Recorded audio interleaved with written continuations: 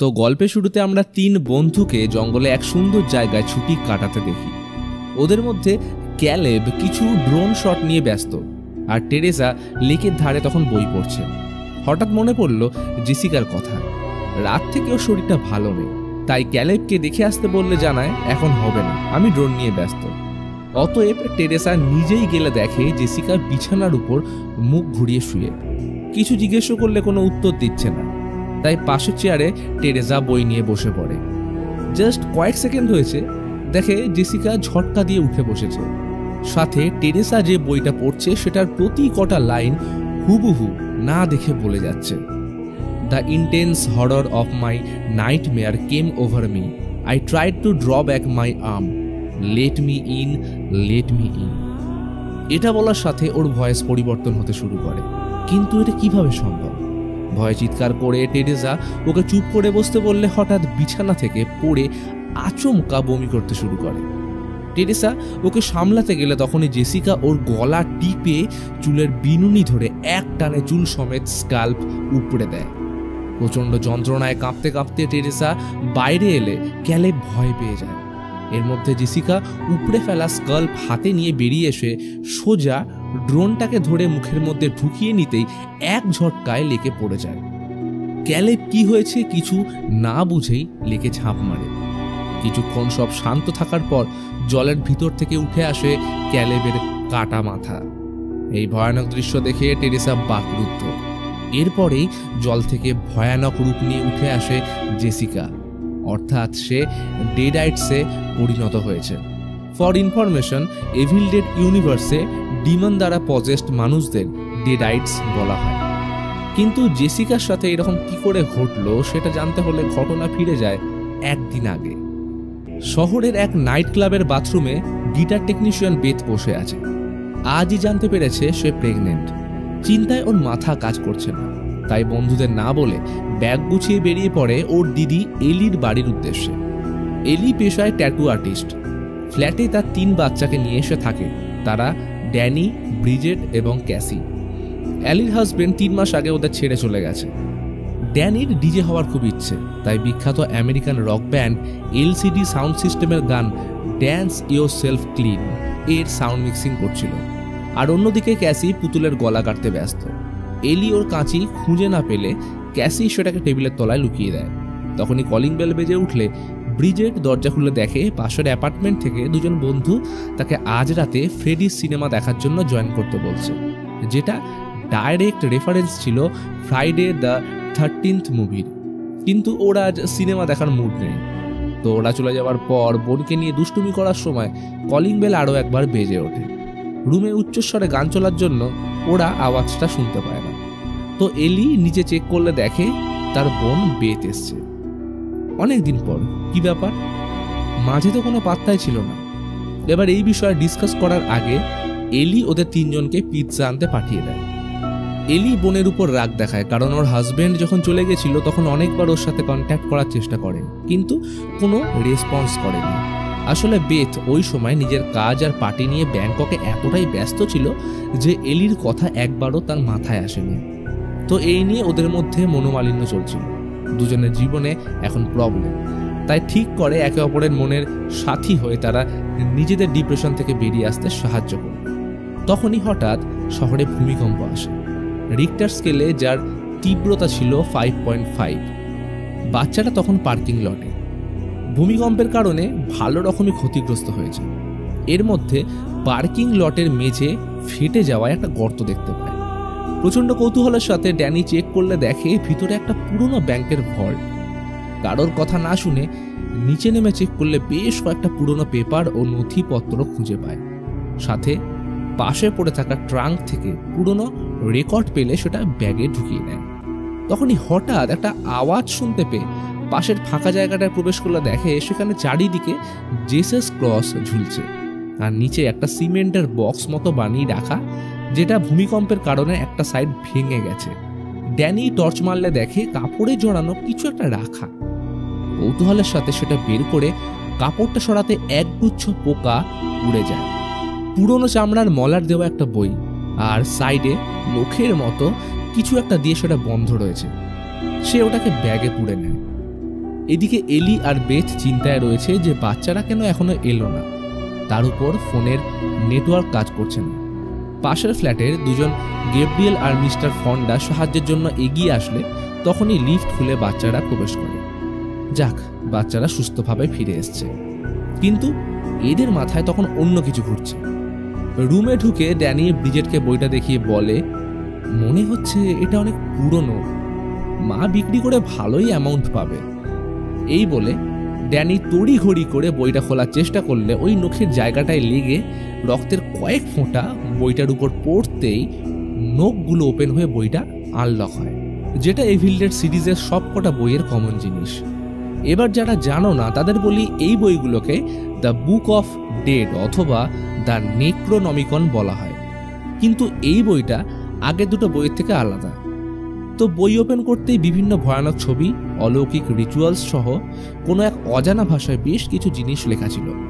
বইয়ের প্রতিটা পাতা উল্টানোর সাথে উন্মোচিত হচ্ছিল নেগেটিভ এনার্জি, যেটা ব্রিজেটকে কোনো এক অশনি সংকেতের জানান দেয়। তাই সে এখনই বইটা ফেলে দিয়ে আসতে বললে ড্যানি মনে করিয়ে দেয় আজ রাতে মা কোথাও বেরোতে দেবে না, তাই বই ফেলার জন্য কাল সকাল অবধি ওয়েট করতে হবে।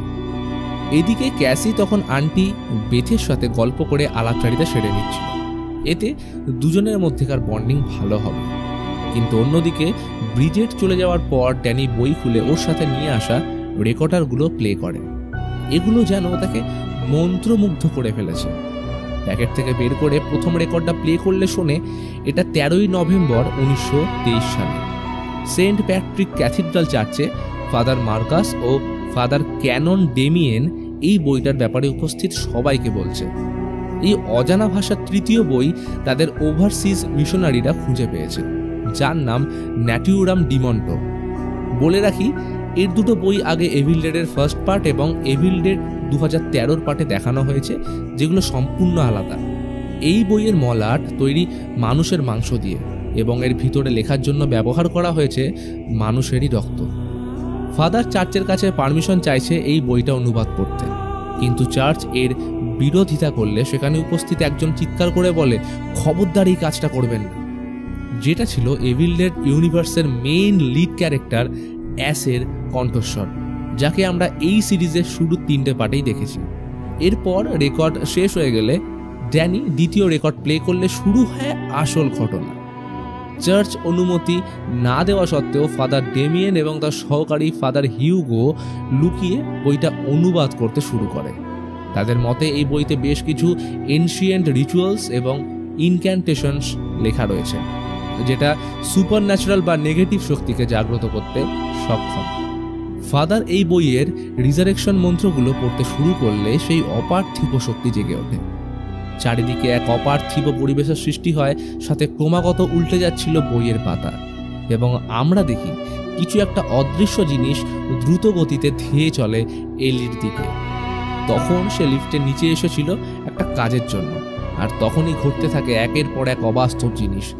তার কানের দুলগুলো কেউ ছিঁড়ে নেয়, একটা সজোরে থাপ্পড়ে সে পড়ে গালে, আর এভিল ডেডের ট্রেডমার্ক স্টাইলে ফ্ল্যাটের ইলেকট্রিক তারগুলো বেরিয়ে এসে এলিকে তুলে ধরলে পজেস্ট হয়ে যায়।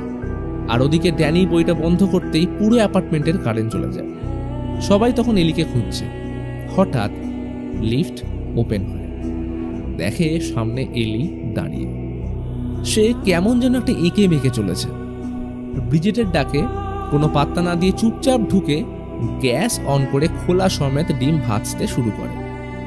কি হলো, সে এমন করছে কেন? বাকিরা সবাই পিছন থেকে এক পলকে তাকে দেখছে। বেথ জিজ্ঞেস করলো, এই কি হয়েছে? উত্তর আসে, আমি একটা সুন্দর স্বপ্ন দেখেছি, যেখানে আমরা সবাই বিশাল জঙ্গলের মাঝে বসে, শুদ্ধ বাতাস বইছে, সাথে পাখিদের কলতান, আর আমি তোমাদের বডির মধ্যে ঢুকে প্রত্যেককে মাঝখান থেকে চিড়ে ফেলছি। এই বলে পাগলের মতো হাসতে শুরু করে। হাত থেকে প্লেটটা পড়ে গেলে জাস্ট একটাই কথা, ওটা আমার মধ্যে ঢুকে গেছে। সবাই ভয় পিছিয়ে যায়। রান্নাঘর থেকে বারান্দায় এসে এলি প্রচুর বমি করে উল্টে পড়ে যায়। অর্থাৎ এলি ডেডাইটসে ট্রান্সফর্ম হচ্ছে, যেটা আমরা জেসিকার ক্ষেত্রেও দেখলাম। বেথ আর ড্যানি তাকে নিয়ে লিফটে নামতে গেলে দেখে যান্ত্রিক গোলযোগ দেখা দিয়েছে, আর ওদিকে ভূমিকম্পের কারণে সিঁড়ি ভেঙে পড়ে রয়েছে। এইবার কি হবে? বেথ চেক করলে দেখে এলি মারা গেছে। তারা বুঝতেই পারছে না 1 মিনিট আগে যে মানুষটা একদম সুস্থ স্বাভাবিক ছিল তার হঠাৎ কি এমন হলো। কোনো রকমে বিছানায় শুইয়ে এলির খোলা চোখ দুটো বন্ধ করতে গেলে কিছুতেই সেটা বন্ধ হচ্ছিল না। গ্যাব্রিয়েল এলির জন্য ঈশ্বরের কাছে তাই প্রার্থনা করে। এবার এখান থেকে বেরোতে গেলে তাদের এমার্জেন্সি ফায়ার এক্সিট ব্যবহার করতে হবে, কিন্তু সেটা লক। গ্যাব্রিয়েল ওটা খোলার চেষ্টা করলে কিছুতেই খুলছিল না। তখনই ফন্ডা সাজেশন দেয় যে আমার শটগানটা নিয়ে আসি, ওটা দিয়ে সুবিধা হবে খোলা। অন্যদিকে এলির মৃতদেহর পাশে বেথ বসেছিল। সে আফসোস করছে এলির যখন দরকার ছিল তখন তার পাশে থাকতে পারেনি। আর তখনই এলির ফোনে একটা রেকর্ড বেজে ওঠে, যেখানে সে বলছে আমায় বাঁচাও, আমি ভিতরে আগুনে পুড়ছি। কথাটা শেষ হতেই ফোনের স্ক্রিনটা ভেঙে যায়। বেথ বুঝে পায় না এটা কি হলো। কি মনে করে এলির দিকে তাকালেই দেখে ওর চোখে একটা মাছি বসে। তখনই এলি চোখের পলক ফেলে বেথের দিকে তাকিয়ে উঠে বসে। সবাই এলিকে ধরে বাথটাবে জলে ডুবোতেই ওর চোখ দুটো উল্টে যায় আর ভয়ানকভাবে ছটফট করতে শুরু করে। ব্রিজের ছুটে বড় বানতে যেতেই জল থেকে এক ছটকায় উপরে উঠে ঝুলে পড়ে এলি। তার ভিতরকার নেগেটিভ শক্তি জেগে উঠেছে, অর্থাৎ একটু একটু করে সে সম্পূর্ণ ডেডাইটসে পরিণত হচ্ছে। এরপর একের পর এক ঘটতে থাকে ভয়ানক ঘটনা। সে ভীষণ জোর চিৎকার করে আশেপাশের কাঁচ ফাটিয়ে দেয়, এমনকি জল গরম হয়ে ফুটতেও শুরু করে। এরপর হঠাৎ থেমে গিয়ে জলের মধ্যে পড়ে যায়। সবাই এই আকস্মিক ঘটনায় থরথর করে কাঁপছে। তখন সমস্ত নিরাপত্তাকে উপেক্ষা করে এলি বাথটবের ভিতর থেকে মাথা বাড়িয়ে তাদের দিকে হেসে ব্রিজেটকে উদ্দেশ্য করে বলে, তোমাদের মা এখন পোকাদের সাথে আছে। কথাটা শেষ করতেই বিকৃতভাবে তাদের দিকে হামাগুড়ি দিয়ে এসে হাতে একটা বড় ভাঙা কাঁচের টুকরো নিয়ে বেথের দিকে ঝাঁপিয়ে সেটা তার হাত লক্ষ্য করে সোজা ঢুকিয়ে দেয়। ব্যথায় চেঁচিয়ে ওঠে বেথ। এইরকম অবস্থায় পিছন থেকে ব্রিজেট জোরে চেঁচিয়ে মাকে থামতে বলে, কিন্তু এলি তার এখন কাউকে মনে নেই। কথাটা শেষ করেই তার উপর ঝাঁপিয়ে পাশে পড়ে থাকা ট্যাটু মেশিনটা তুলে ওটায় নিজের রক্ত লাগিয়ে ঠিক ব্রিজেটের চোখের পাশে ঢুকিয়ে দেয়। ইতিমধ্যে ওদের চিৎকার শুনে গ্যাব্রিয়েল পিছন থেকে ঘরে ঢুকতেই এলি বিদ্যুতের গতিতে ওর উপর ঝাঁপিয়ে ওর চোখটা উপড়ে ছুঁড়ে দেয় জেক নামের পাশের ফ্ল্যাটের ছেলেটার মুখে। ফলে দম আটকে সেও গ্যাব্রিয়েলের সাথে মারা যায়। বাইরে যখন এই ভয়ানক ঘটনা ঘটছে তখনই সুযোগ বুঝে বেথ দরজা লাগিয়ে দেয়। এলি ভিতরে ঢোকার জন্য তখন দরজায় মাথা ঠুকছে। বেথ বাচ্চাদের সাহায্য নিয়ে দরজা আটকে ওটার সামনে ভারী জিনিস রেখে আটকে দেয় এবং বাইরেটা দেখার চেষ্টা করে যে কি হচ্ছে। দেখে যে এলি সবাইকে নৃশংসভাবে খুন করলো, আর এখন সে ওদের মারবে। এই ভয়ানক পরিস্থিতি দেখে বেথ উল্টো দিকে জানলা খুলে উপর থেকে রাস্তার লোক ডাকার চেষ্টা করলে এত নিচ অব্দি আওয়াজ পৌঁছায় না। তার উপর অঝরে বৃষ্টি হচ্ছিল। তাহলে এখন উপায়? ইতিমধ্যে ড্যানি এবং ব্রিজেটের মধ্যে ঝগড়া লেগে যায়, কারণ তার মনে হচ্ছিল মাকে ওই বইতে আঁকা কারোর একটা মতো দেখতে লাগছে। কিন্তু ড্যানি মানতে রাজি নয়। ব্রিজেট সমস্ত ঘটনার দোষ তার উপরেই দেয়। তাদের এই রকম করতে দেখে বেথ থামালে ড্যানি বলে, আমার মনে হয় তোমায় কিছু একটা দেখানো উচিত। সে বেথকে রুমে এনে ন্যাটিউরাম ডিমন্টো বইটা দেখায়। ইতিমধ্যে ব্রিজেট কিছু একটা ভেবে সোজা রান্নাঘরে আসলে আয়নায় দেখে এলি যেখানটায় ট্যাটু মেশিন ঢুকিয়েছিল ওখানটা বিষিয়ে গেছে। এদিকে ক্যাসি শুনতে পায় বাইরে ওর মা পছন্দের গান গাইছে। ওইটুকু মেয়ে মায়ের সাথে কি হয়েছে দেখার জন্য দরজায় চোখ রাখে। এইদিকে একসাথে দুটো ঘটনা ঘটছে। ব্রিজেট কেমন যেন এক অপার্থিব আওয়াজ চারিদিক থেকে শুনতে পাচ্ছে, আর পাশের ঘরে উল্টে চলেছে ন্যাটিউরাম ডিমন্টোর অভিশপ্ত পাতা। ব্রিজেটের নাক, মুখ, চোখ দিয়ে বেরিয়ে আসে কালো রক্ত, যেন সেটা বিষিয়ে গেছে। মনে হচ্ছে গলায় কিছু যেন আটকে। জল খেয়ে নামানোর ট্রাই করলে কিছুই কাজে লাগছিল না। তখনই কাশির সাথে বেরিয়ে আসে এক গুচ্ছ পোকা। এদিকে ক্যাসি দরজার এপার থেকে জিজ্ঞেস করে, মা তোমার কি হয়েছে, এমন কেন করছো?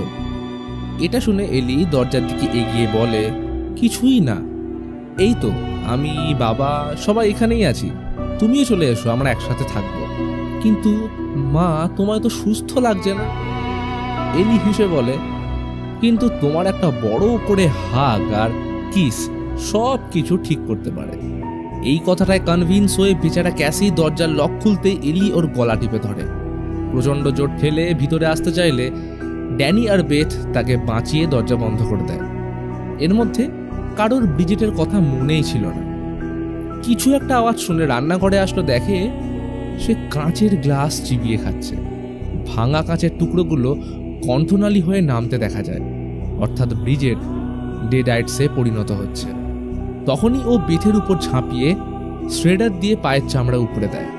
প্রচণ্ড যন্ত্রণায় ছটফট করতে করতে নিজেকে বাঁচানোর জন্য পাশে পড়ে থাকা প্রেসার কুকার দিয়ে ব্রিজেটকে মারলে সে অজ্ঞান হয়ে যায়। কিন্তু ডেডাইটসদের মারা কি এত সহজ? আর সেটাই হতে আমরা দেখি, কারণ পরক্ষণে ব্রিজেট উঠে ড্যানিকে তাড়া করে। এরই সাথে বাইরে থাকা এলি পাগলের মতো চিৎকার করতে শুরু করে। ড্যানি ছুটে নিজের ঘরে ঢুকে পড়লে ব্রিজেটের নজর যায় ক্যাসির দিকে। তাকে মারতে আসলে নিজেকে বাঁচানোর জন্য ক্যাসি পুতুলের মাথা লাগানো লাঠিটা ওর দিকে ঘুরিয়ে দিলে সেটা ওর মুখের ভিতর দিয়ে ঢুকে মাথার পিছন দিয়ে বেরিয়ে যায়। ওইটুকু ছোট্ট বাচ্চা মেয়ে চোখের সামনে ভয়াবহ ঘটনা দেখে স্তম্ভিত হয়ে পড়ে। ব্রিজেট মুখের ভিতর থেকে লাঠিটা বের করে সেখানেই পড়ে যায়। যাই হোক, কিছু তো লাভদায়ক হলো। ক্যাসির এগুলো দুঃস্বপ্ন মনে হচ্ছিল। বেথ ওর মুখে লেগে থাকা রক্ত মুছে সান্ত্বনা দিয়ে বলে, আমি তোমাদের কথা দিলাম এই অ্যাপার্টমেন্ট থেকে তোমাদের বের করব। এদিকে ব্রিজেট যাতে ওর মায়ের মতো পরে অ্যাটাক না করে, তাই ড্যানি ওকে প্লাস্টিক দিয়ে মুড়ে বিছানার সাথে বেঁধে দেয়। এখন উপায়? বেথ মনে করে ন্যাটুরাম ডিমন্টো যদি এই সব কিছু শুরু করতে পারে তাহলে নিশ্চয়ই ওর মধ্যেই এটাকে শেষ বা বন্ধ করার উপায় লেখা আছে। তাই বেথ সমস্ত রিস্ক নিয়ে ড্যানির হাতে ছুরি ধরিয়ে বলে, আমার কিছু হলে এটা দিয়ে আমায় মেরে ফেলো, কারণ ওই রেকর্ড আমি হেডফোন লাগিয়ে এখন শুনবো। তো যেমন ভাবা তেমন কাজ। কোনো রকমে ব্যাটারি চালিয়ে রেকর্ড অন করে শুনতে থাকে ফাদার মার্কাসের কথা। ফাদার বলছিল এই বইটা নষ্ট করা সম্ভব নয়। তার দুজন সহকারী পর্যন্ত এর শিকার হয়েছিল। এই প্রাচীন ডিমন তার ভিকটিমকে ভিতর থেকে শেষ করে। আমরা এক্সরসিজমের সময় প্রেয়ার করতে শুরু করলে ডিমন সেটাকে উপহাস করার জন্য প্রেয়ার উল্টোভাবে পড়তে শুরু করে। আমার দুই সহকারীকে সব রকমভাবে আমি মারার চেষ্টা করেছিলাম। তাদের যখন আগুনে দিলাম তারা আগুনের উপর দাঁড়িয়ে অট্টহাসি করছিল। এরপর বইয়ের নিয়ম অনুযায়ী তাদের জীবন্ত মাটিতে পুঁতে দিই, কিন্তু এতেও কোনো ফল হয়নি। অবশেষে তাদের শরীরের প্রতিটা টুকরো করতে হয়েছিল। ছোট্ট ইনফরমেশন দিই, এর আগে যে দুটো বই পাওয়া গেছিল সেখানে ডেডাইটসদের মারার জন্য এই 3টে উপায় লেখা ছিল, কিন্তু এখানে আমরা দেখি ওই 3টের মধ্যে দুটো কোনো কাজেই লাগেনি। এদিকে এলি ঘরের ভিতর প্রবেশ করার একটা জায়গা খুঁজে পায়, যেটা ছিল ভেন্টিলেশনের ওই রাস্তা যা মিস্টার ফন্ডার বিড়াল ব্যবহার করত। ভেন্টিলেশনের রাস্তার আওয়াজ শুনে ড্যানি আর ক্যাসি পাশের রুমে চেক করতে আসলে তাদের অজান্তেই পিছু নেয় ব্রিজেট। তার মাথা থেকে পা অব্দি রক্তাক্ত চাদর ঝুলছে, যেটা তাকে আরো ভয়ানক করে তোলে। ব্রিজেট তাদের উপর অ্যাটাক করতে আসলে ড্যানির হাতে থাকা ছুরি ওর পেটে ঢুকিয়ে দেয়। ভেবেছিল এইখানেই হয়তো সব শেষ, কিন্তু ব্রিজেট তাকে এক ঝটকায় ঠেলে ছুরিটা বের করে ওর হাতে ফুটো করে ঢুকিয়ে রক্তবমি শুরু করে। এরপর ছুরিটা ড্যানির বুকে ঢুকিয়ে দিলে সে পাশে পড়ে থাকা ফ্লেম থ্রোয়ার দিয়ে ব্রিজেটকে জ্বালিয়ে দেয়। তখনকার মতো কাবু হয়ে সে পড়ে গেলেও আমরা জানি এইভাবে ডেডাইটসদের মারা সম্ভব নয়। ইতিমধ্যে বেথের অজান্তে ভেন্টিলেশন চেম্বার দিয়ে এলি ওর রুমে প্রবেশ করে যায়। সে তখনও হেডফোনে ফাদারের কথা শুনছে। পরক্ষণেই সামনের কাঁচের জানলার প্রতিবিম্বতা দেখতে পায় ওর পিছনে এলি দাঁড়িয়ে। সে ভয় সরে গেলে একটা সেরা মোমেন্ট আমরা দেখি। এলি নিজের আঙুল রেকর্ডের উপর রাখতেই সেটা বাজতে শুরু করে এবং আওয়াজটা আসছিল ওর মুখ দিয়ে। বেথ প্রচণ্ড ভয়ে স্ক্রুড্রাইভার ওর গলায় ঢুকিয়ে দিলে এলি বেথকে ছুঁড়ে বাইরে ফেলে দেয়। তখনই নজর পড়ে ড্যানির দিকে। সে মৃতপ্রায় অবস্থায় শুয়ে আছে, শুধু শেষ কথাটা বলে, আমায় ক্ষমা করে দিও ক্যাসি। কথাটা শেষ করতেই পিছন থেকে এক ঝটকায় বেথকে এলি টেনে নিয়ে গেলে ফিল করতে পারে বেথের পেটে দুটো বাচ্চা রয়েছে। এলি পেট ফুটো করে বাচ্চা দুটোকে বের করতে গেলে ক্যাসি টেবিলের তলায় যে কাঁচিটা লুকিয়ে রেখেছিল সেটা ছুঁড়ে দেয় ওর দিকে। বেথ একটুও দেরি না করে সেটা সোজা ঢুকিয়ে দেয় এলির নাকে। অ্যাটলিস্ট কিছুটা হলেও তাকে কাবু করা গেল। এই সুযোগ পালানো। দরজা খুলে বাইরে আসলো, দেখে সবাই মৃত অবস্থায় পড়ে রয়েছে, কারোর দেহে প্রাণ নেই। লিফটের দরজা এখনো খুলছে আর বন্ধ হচ্ছে, তবে এমার্জেন্সি ফায়ার এক্সিটের দরজাটা খুলতে পারলে এখনো সুযোগ আছে পালানো। তাই পাশে পড়ে থাকা গ্যাব্রিয়েলের হাতুড়ি দিয়ে তালা খোলার চেষ্টা করে, কিন্তু কোনো ফল না হলে নজর পড়ে ফন্ডার হাতে শটগানের দিকে। সেটাকে কোনো রকমে বের করে পাশে পড়ে থাকা ব্যারেলগুলো তুলে নেয়, কিন্তু এলি এতক্ষণে জীবিত হয়ে উঠেছে।